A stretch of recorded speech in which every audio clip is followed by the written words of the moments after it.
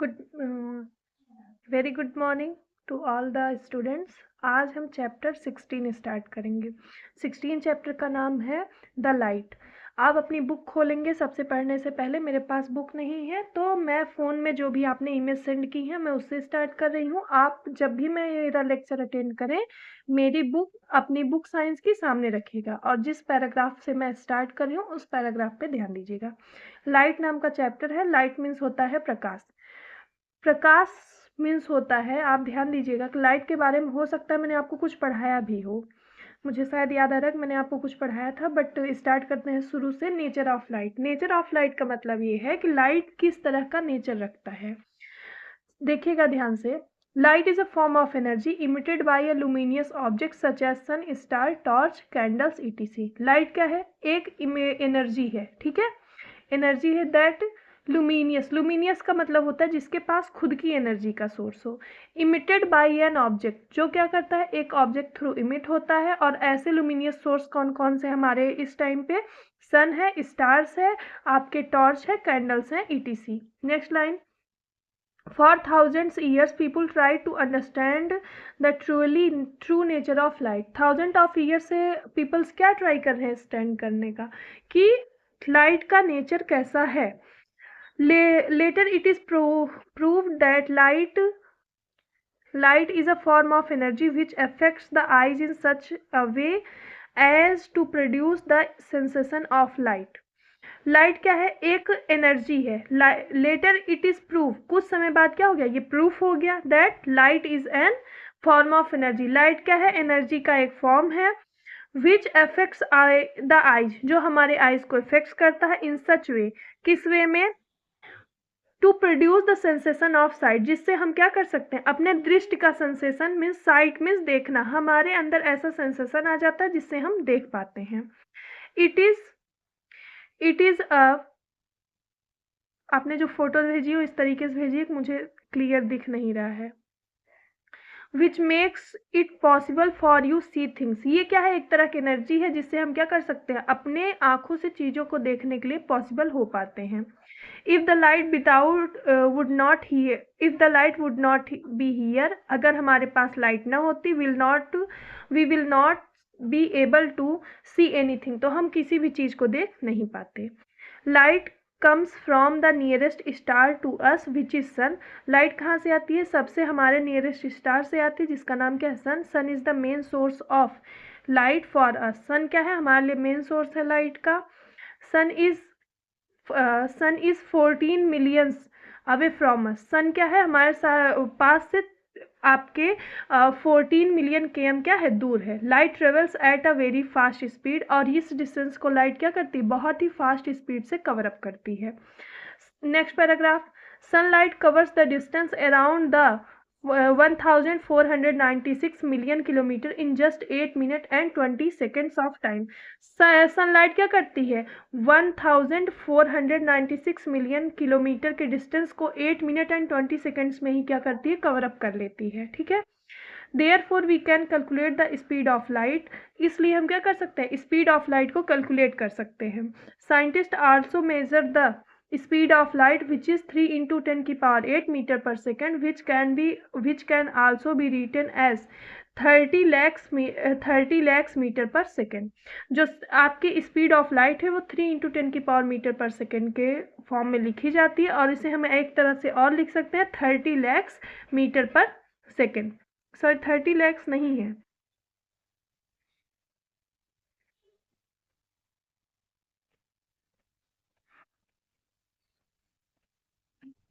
It's 30 crore metre per second. Okay. It can travel such distance because of inherent energy of light. Light में एक inherent energy होती, इसलिए ये इतने सारे डिस्टेंस को क्या कर पाती? कवर कर पाती है। Light is the largest known physical entity we know it. Light क्या है? एक ऐसा लार्जेस्ट क्या है? फिजिकल एंटिटी है जिसे हम जानते हैं। An object that emits light and gives out its own light is source of light and it is called a luminous object. ऐसे सारे ऑब्जेक्ट जिनके पास खुद की लाइट होती है और अपने लाइट को क्या करते हैं, इमिट करते हैं, जलाते हैं, उन्हें क्या कहते हैं, लुमिनियस सोर्स ऑफ लाइट कहते हैं, और इसी को क्या कहते हैं, लुमिनियस ऑब्जेक्ट कहते हैं। Luminous object such as lamp, candle और may be a torch. Luminous object कौन कौन से हो सकते हैं, कैंडल, लैम्प एंड टॉर्च हो सकते हैं। Next, whereas things like a book, a door, a chair, a table, etc. cannot emit light। जहाँ पर जो बुक, चेयर, आपके पास बुक होगी वो लाइट को इमिट नहीं कर सकती, वो कोई भी ऐसी एनर्जी नहीं प्रोवाइड करती जिसे आप देख पाते हैं, तो क्या करती है, वो अपने से इमिट नहीं कर पाती लाइट को। We can say that the things that are not source of light, इसलिए हम कह सकते हैं ऐसे थिंग्स जो कि सोर्स ऑफ लाइट नहीं है, is called non luminous object. उन्हें क्या कहेंगे हम, नॉन लुमिनियस ऑब्जेक्ट कहेंगे। जिसके पास खुद की लाइट हो, इमिट करे, वो लुमिनियस ऑब्जेक्ट, जिसके पास न हो वो नॉन लुमिनियस ऑब्जेक्ट। क्लियर। इसके बाद ध्यान दीजिएगा, non luminous object can be seen only when the light coming from the luminous object fall on them. Non luminous object आपको तभी दिखते हैं जब लुमिनियस सोर्स से, जो लुमिनियस सोर्स होते हैं, लाइट को इमिट करते हैं।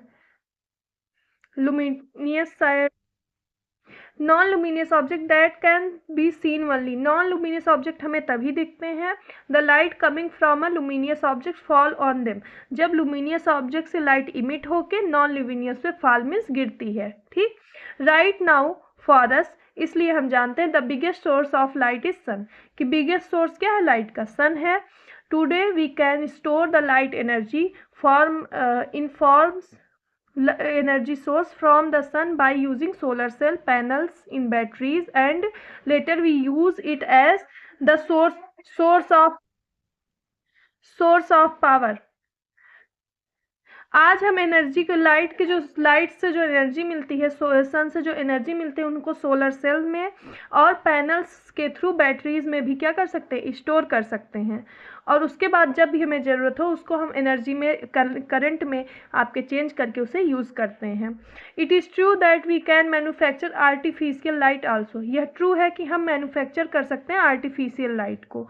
Bulbs, hydrogen lights, LED bulbs, candles, torch and lamps are the some example of artificial light manufactured source of light। जो LED बल्ब, कैंडल्स और जो टॉर्चेज हैं वो क्या हैं, वो क्या है, आर्टिफिशियल लाइट, जिसे किसने आपके सर्च किया है, आपके ह्यूमंस ने क्या किया, सर्च किया है, जिसके थ्रू आप क्या कर सकते हैं, नॉन लुमिनियस आप आर्टिफिशियल लाइट्स भी बना पाते हैं। ठीक है, next paragraph, natural light sources. देखिए, लाइट सोर्सेज आपके टू टाइप्स के होते हैं। पहला है नेचुरल लाइट सोर्सेज जो आपके नेचर में अवेलेबल है, और दूसरा क्या है आपका artificial light source. Natural light source क्या है, देखिए अब यहाँ पे हम पैराग्राफ उसी पेज पे है, 99 पेज पे, सबसे नीचे जो आपके फिगर्स दिए गए उसके नीचे हेडिंग है नेचुरल सोर्सेज ऑफ लाइट, वहाँ से स्टार्ट कर रहे हैं। Artificial sources of light are man-made sources of light, are manufactured source of light। Artificial source of light क्या है, ये man-made है, और ये light क्या करते हैं, manufacture करते हैं। ठीक, light travel in straight line, light क्या करती है, ट्रेवल करती है कि स्ट्रेट लाइन में, and this phenomena of light is light travelling in a straight line is called rectilinear propagation of light. देखिए, जो आपकी लाइट है वो सिर्फ और सिर्फ स्ट्रेट लाइन में क्या करती है, मूव करती है, और जो फिनोमिना जिस तरीके से वो स्ट्रेट लाइन में मूव करती है उसी को हम क्या कहते हैं, रेक्टिलिनियर प्रोपोगेशन ऑफ लाइट कहते हैं। ठीक, आगे देखिए नेक्स्ट पैराग्राफ से उसी पेज नंबर पे, the rectilinear propagation can be seen in the car beam, torch beam, rail engine beam, etc। जो रेक्टिलिनियर प्रोपोगेशन है लाइट का वो आप 3-4 जगह देख सकते हैं। जैसे कार में जो लाइट्स होती हैं वो कार बीम के थ्रू भी आपको स्ट्रेट लाइन प्रोपोगेशन दिखता है, टॉर्च बीम में, रेल इंजन बीम में, ये 3 जगह पे आपको लाइट्स का रेक्टिलिनियर प्रोपोगेशन दिखता है। लाइट आपकी क्या चल रही है, स्ट्रेट लाइन में क्या कर रही है, मूव कर रही है। It is the property of light that propagates or spread out transparent things, and even it can travel through vacuum। ये क्या है, एक प्रॉपर्टी है लाइट की, जिससे क्या करती है, वो फैल जाती है। प्रोपोगेट्स मीन्स चलती है या फिर फैल जाती है, स्प्रेड मीन्स फैल जाती है। Through transparent thing, transparent things के थ्रू। And even it travels through vacuum, vacuum एक ऐसी जगह होती है जहाँ पे कोई भी हवा, कोई भी एयर, कोई भी मीडियम नहीं पाया जाता। तो लाइट आपकी वैक्यूम में भी और क्या ट्रांसपेरेंट थिंग्स में भी क्या करती है, मूव करती है, प्रोपोगेट करती है, फिर फैलती है। When we are standing on a railway crossing waiting train to pass, हम जब वेट करते हैं, कहाँ वेट करते हैं, रेलवे क्रॉसिंग के पास, जिससे कि ट्रेन क्या हो, पास हो। We have seen that just before the engine of train reaches the crossing and a light reaches the crossing. हम क्या देखते हैं कि जब भी हमारी जो ट्रेन है वो क्या करती है, रीच करती है, कहाँ पे, ट्रेन का इंजन रीच करता है क्रॉसिंग के पास, तो क्रॉसिंग पे क्या जलती है, लाइट जलती है। आगे नेक्स्ट पेज पे, in form of the beam, beam के फॉर्म में। Such beam form of light is based to put a close, ये पेज एकदम सही नहीं आया है, to use to put a close watch on the track to avoid any mishappening. और ये लाइट इसलिए जलती है क्योंकि जो कोई भी जब लाइट जलेगी तो आप क्या मिलेगा, आपको ये एहसास होगा कि ट्रेन आ रही है, और ट्रेन के आने से कोई भी मिसहैपनिंग, कोई भी दुर्घटना होने से बच जाती है। आप जब भी फ़ोटो भेजें मुझे तो ध्यान से भेजिएगा, क्योंकि जब फ़ोटो आप भेजते हैं तो उसी से मुझे देखिए फ़ोन में देख के पढ़ाना पड़ रहा है, ठीक है। ये पेज क्लियर नहीं है बिल्कुल भी। So by seeing this we can say that the light travels in a straight line। इसलिए हम कह सकते हैं कि लाइट किस डायरेक्शन में मूव करती है, स्ट्रेट लाइन की डायरेक्शन में मूव करती है। There are also other ways by which we can be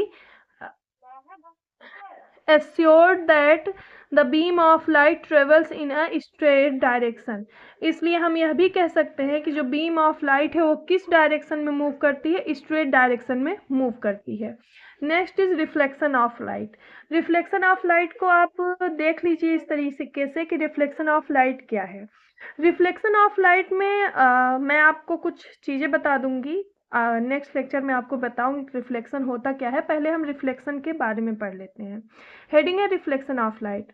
if light travelling in one medium is sent back to the same medium after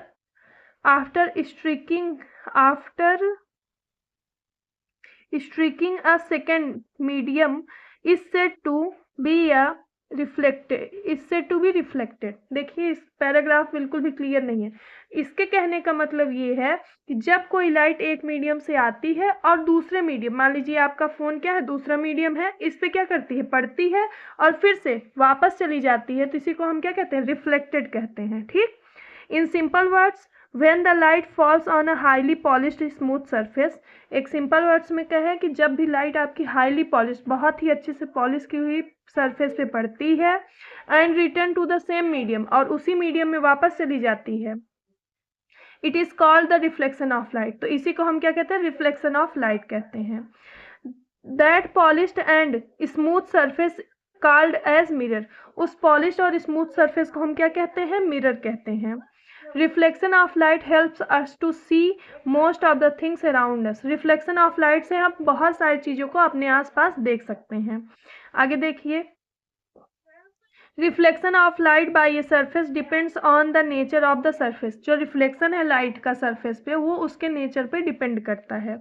depending on the nature of the surface there are usually two types of reflection. जो आपका depending on the nature of the surface, जो जिस surface पर reflect हो रहा है उस surface के अकॉर्डिंग दो तरह के रिफ्लेक्शन बताए गए हैं। पहला reflection is a regular reflection and the second reflection is a diffused reflection या फिर इरेगुलर रिफ्लेक्शन। देखिएगा पहला फर्स्ट रेगुलर रिफ्लेक्शन क्या है। Regular reflection, a highly polish surface reflects a parallel beam of light in one direction regular reflection में क्या होगा, एक हाईली पॉलिश सरफेस होगा, उस पे क्या होगा, जो आपकी बीम होगी वो पैरेलल जाएगी इन वन डायरेक्शन, एक डायरेक्शन में। This is called the regular reflection और इमेज। इसी को हम क्या कहेंगे, रेगुलर रिफ्लेक्शन कहेंगे या फिर इमेज कहेंगे। आगे, in the regular reflection of light the parallel beams remain parallel after reflection. जब भी रेगुलर रिफ्लेक्शन होता है तो पहले तो बीम पैरेलल होती है। पैरेलल का मतलब होता है कि जब हम कोई भी चीज लेके चले, जैसे आपके पास ये दो पेन है तो दोनों ही पेन के बीच की डिस्टेंस क्या होनी चाहिए, सेम होनी चाहिए। ऐसे ही जब कोई लाइट्स चलती है तो अगर उनके बीच की डिस्टेंस क्या है, सेम है हमेशा, तो वो क्या होगी, पैरेलल कैटेगरी में आती है। तो वही कह रहा है कि जब भी आपका रेगुलर रिफ्लेक्शन होगा तो जब आपका पहले तो रिफ्लेक्शन नहीं हुआ तब तो पैरेलल था, जब आपकी बीम आई आपके सरफेस पे तो वो पैरेलल थी, लेकिन जब वो रिफ्लेक्ट हो भी गई तब भी वो क्या होगी, पैरेलल ही होगी हमेशा हमेशा। मतलब रेगुलर रिफ्लेक्शन में बीम और सरफेस क्या होगा, हमेशा पैरेलल होगा।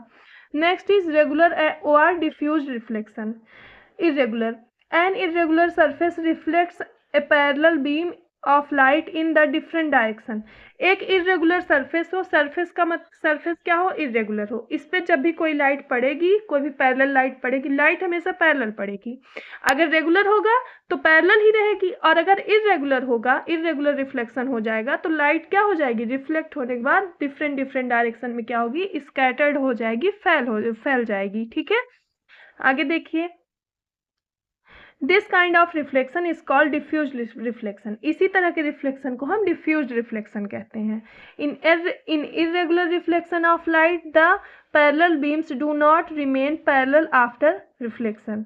इरेगुलर रिफ्लेक्शन में जो लाइट्स होती है वो रिफ्लेक्शन के बाद पैरेलल नहीं होती है, वही आपको बताया। अब आगे है terms of reflection of light. Terms क्या है, मतलब कि आपके रिफ्लेक्शन ऑफ लाइट में क्या क्या चीजें होती हैं। पहला है इंसिडेंट रे, दूसरा रिफ्लेक्टेड रे, तीसरा पॉइंट ऑफ इंसिडेंस, चौथा नॉर्मल, पांचवा एंगल ऑफ इंसिडेंस, छठा क्या है, angle of reflection and laws of light. देखिए, फर्स्ट है आपका इंसिडेंट रे। अब आपको मुझे कुछ समझाने की ज़रूरत है, आप एक बार इस डिफिनीशन को पढ़ लीजिए, फिर मैं आपको इंसिडेंट रे, रिफ्लेक्टेड रे क्या है, पॉइंट ऑफ इंसिडेंस क्या है, नॉर्मल क्या होता है, एंगल ऑफ इंसिडेंस मीन्स θ1, जो आपका सिंबल बना है उसे कहते हैं θ1, and angles of reflection means θi है, and angles of reflection is θr। दोनों चारों पांचों चीज़ों के बारे में बता दूंगी, पहले एक बार आप इसके डिफिनीशन को पढ़ लें। First is A is incident ray, the ray of light that falls on the surface, or can say that when light strikes on the reflecting surface is called incident ray। मान लीजिए phone आपका surface है और इस पे जो light आके पड़ती है इसी को हम क्या कहते हैं, इंसिडेंट रे। इंसिडेंट का मतलब होता है आने वाली आपकी light, clear. Next is reflected ray, the ray of light that gets reflected back from the surface is called reflected ray। ऐसी लाइट जो सरफेस पे आने के बाद बैक चली जाती है, आने वाली को इंसिडेंट, और जो बैक गई वो क्या होगा, आपका रिफ्लेक्टेड रे के रूप में, रे के तरह काउंट की जाती है। जो आपकी रिफ्लेक्ट होके वापस गई वही आपकी reflected ray. Next is point of incidence. Point of incidence क्या है, इंसिडेंट रे आई जिस पॉइंट पे सरफेस पे पड़ेगी उस पॉइंट को हम क्या कहेंगे, इंसिडेंट पॉइंट कहेंगे या फिर पॉइंट ऑफ इंसिडेंस कहेंगे। Next is normal, it is an imaginary line draw perpendicular to the reflecting surface at the point which incident ray strikes the surface on the point of incidence. Incident ray and reflecting ray के बीच में एक imaginary line खींची जाती है। मैं आपको figure में दिखाऊंगी कि कैसे होता है। एक लाइन खींची जाती है और क्या होगा, उसी को हम क्या कहते हैं, नॉर्मल कहते हैं, जिसे एन से रिप्रेजेंट किया जाता है। ये एक इमेजिनरी लाइन होती है, रियल लाइन नहीं होती है। Next is angle of incidence. Angle of I से लेकर के एंगल को हमेशा थीटा से रिप्रेजेंट करते हैं, और एंगल ऑफ इंसिडेंस है इसलिए थीटा आई लिखा गया है, ठीक। I means incidence. The angle between the normal and incidence रे is called the angle of incidence. Means normal और इंसिडेंस एंगल के बीच जो एंगल होता है उसे हम क्या कहते हैं, इंसिडेंस एंगल कहते हैं। Next is angle reflection. The angle between the reflected ray and the normal is called angle of reflection. Reflection जो नॉर्मल और रिफ्लेक्शन के बीच जो एंगल बनता है उसे ही हम क्या कहते हैं, एंगल्स ऑफ रिफ्लेक्शन. इतना आप रिवाइज करेंगे. नेक्स्ट लेक्चर में मैं आपको लॉज ऑफ रिफ्लेक्शन पढ़ाऊंगी और इसके बाद के टर्म्स को समझाऊंगी, मतलब कि इंसिडेंट रे क्या है, रिफ्लेक्टेड रे क्या है, पॉइंट ऑफ इंसिडेंस क्या है, normal, angle of incidence, angle of reflection. Okay, so that's all for the lecture. Bye bye. देखिए, इसके पहले मैंने आपको टर्म्स ऑफ रिफ्लेक्शन पढ़ाए थे, तो टर्म्स ऑफ रिफ्लेक्शन में कुछ आपको फिगर्स के थ्रू समझाना था. ठीक है, तो फिगर्स के थ्रू समझाने से पहले मैं आपको फिगर ध्यान दीजिएगा कि टर्म्स ऑफ द रिफ्लेक्शंस में आपके क्या क्या थे. टर्म्स ऑफ रिफ्लेक्शन में थे, पहला इंसिडेंट रे, दूसरा क्या था, रिफ्लेक्टेड रे, तीसरा पॉइंट्स ऑफ इंसिडेंस, चौथा है नॉर्मल, पांचवा क्या है, एंगल ऑफ इंसिडेंस, और छठवा angle of reflection. Angle of incidence को हम किससे रिप्रेजेंट करते हैं, थीटा आई से, और एंगल ऑफ रिफ्लेक्शन को थीटा आर से. अब आपके पास ये फिगर है, ये पूरा रिफ्लेक्शन का फिगर है. रिफ्लेक्शन के फिगर में ये है आपका surface. Surface means polished surface जिसपे आपकी लाइट क्या होती है, रिफ्लेक्ट होती है. इंसिडेंट रे, जो रे आती है उसको इंसिडेंट रे कहते हैं. इंसिडेंट रे को इस सिंबल से हम रिप्रेजेंट करते हैं, दैट सिंबल. ठीक है, आने का सिंबल है, यहाँ पे हम लिखेंगे इंसिडेंट रे. जिस पॉइंट पे पड़ेगी that is called incidence of point of incidence and represented by O. एंड जो बैक जाएगी रे वो क्या होगी, द रिफ्लेक्टेड रे, और उसको हम किससे रिप्रेजेंट करेंगे, आपके इस वाले एरो से. हमने बताया था नॉर्मल एक क्या है, इमेजिनरी लाइन है. जो इमेजिनरी लाइन को हमेशा डॉटेड लाइन से हम रिप्रेजेंट करते हैं, जो क्या होती है, इंसिडेंट रे और रिफ्लेक्टेड रे के बीच में होती है. ठीक, नॉर्मल से इंसिडेंट रे जो एंगल बनाती है means this angle is called theta I. I means incident, और जो नॉर्मल से रिफ्लेक्टेड रे एंगल बनाती है that is called theta R. और ये आपका क्या है, theta R means angle of reflection. ठीक है, that is represented by theta I and this is represented by theta R. Okay, तो ये है आपके पहला इंसिडेंट रे, दूसरा रिफ्लेक्टेड रे, तीसरा आपका पॉइंट्स ऑफ इंसिडेंस, ये है surface, normal, angle of incidence, angles of reflection. Clear है. अब बुक में आएंगे और देखेंगे, बुक में पेज नंबर आपके 98 100 पे आपके लॉज ऑफ रिफ्लेक्शंस दिए हैं. लॉज ऑफ रिफ्लेक्शन में दो तरह के रिफ्लेक्शन के लॉज बताए गए हैं. आप फिगर वही बनाएंगे जो फिगर मैंने आपको दिखाया है. ठीक है, लॉज ऑफ रिफ्लेक्शन में पहला लॉ आपका क्या है, first law of reflection. Book में देखिएगा, the first law of reflection states that the incident ray, the reflected ray and the normal at the point of incidence are lies in same plane. means क्या है कि जो आपका incident angle है, figure के through मैं आपको समझाऊंगी, पहले बुक में देख लीजिए. जो इंसिडेंट एंगल है, जो रिफ्लेक्शन एंगल है, और क्या, और आपका पॉइंट ऑफ इंसिडेंस है, सारे सेम प्लेन में होंगे.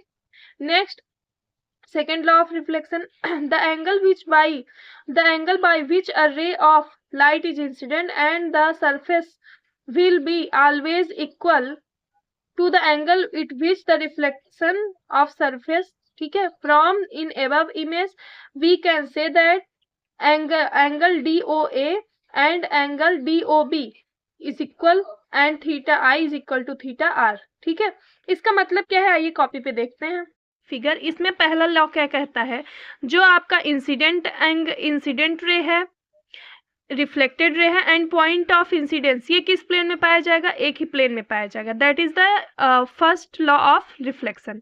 And the second law of reflection is, second page पे है, second law of reflection is जो एंगल DOA एंड DOB, आपने कुछ ऐसा फिगर बनाया था, ध्यान दीजिए, ऐसा था, बीच में नॉर्मल, यहाँ पे इस पॉइंट को हमने O पॉइंट, ये पॉइंट है A, ये पॉइंट है B, इस पॉइंट को हमने D नाम दिया. ठीक, तो एंगल जो यहाँ वाला है और यहाँ वाला एंगल है DOA and angle DOB means this angle are equal, means theta I and theta R is equal. यही आपका क्या है, आपके रिफ्लेक्शन ऑफ लॉज कहे जाते हैं. यही दो आपके रिफ्लेक्शन ऑफ लॉज हैं.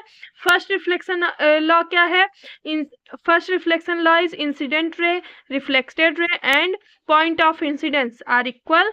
And the second law is, second law कौन सा है आपका, सेकेंड लॉ है theta I and theta R is equal. That's complete this lecture.